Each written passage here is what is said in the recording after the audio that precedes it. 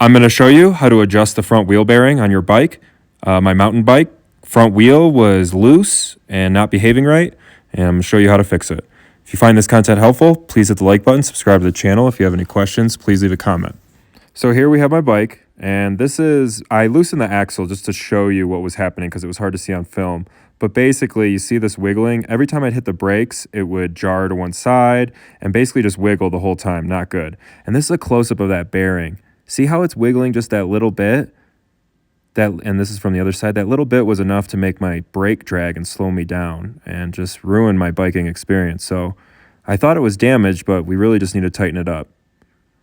So if you find your front wheel loose, try this first before replacing any parts. So I undid the front axle, took the front wheel off. There's the axle.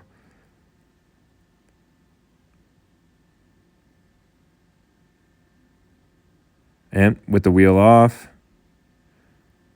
there's two nuts on each side of these that loosen, see, and tighten.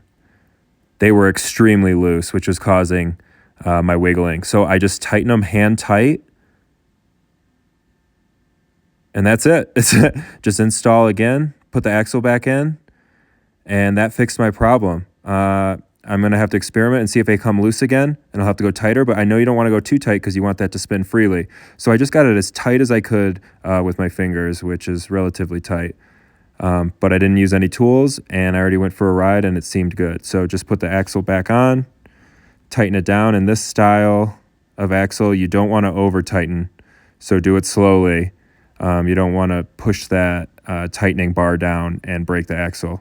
But just get it nice and firmly tight like that. That's the lever I'm talking about. You can break it if it's too tight, but just get it down, and now I'm wiggling it, and there's no movement. So we're good to go. If you found this content helpful, please hit the like button, subscribe to the channel. If you have any questions, please leave a comment.